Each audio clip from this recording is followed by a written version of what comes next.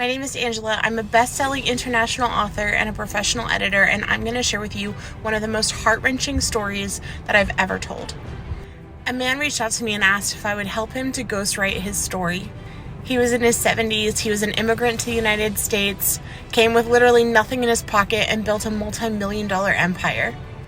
So I agreed to help him tell his story. But as we started getting into a lot of the details, he just kept putting it off, and putting it off. We had gotten to the point where he was a teenager, and he said he wanted to take a break and that he would finish it later, but he had some other things he wanted to work on in the meantime. He was going away on a trip, and little did I know he would never return. He had a heart attack and passed away, and we never got a chance to finish his story.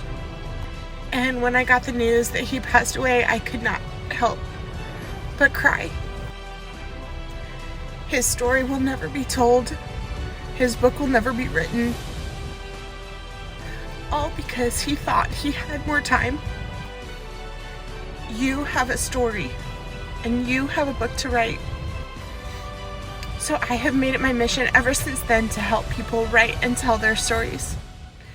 Don't wait, because you never know when you'll run out of time. DM me and let's tell your story. Together we'll write your book.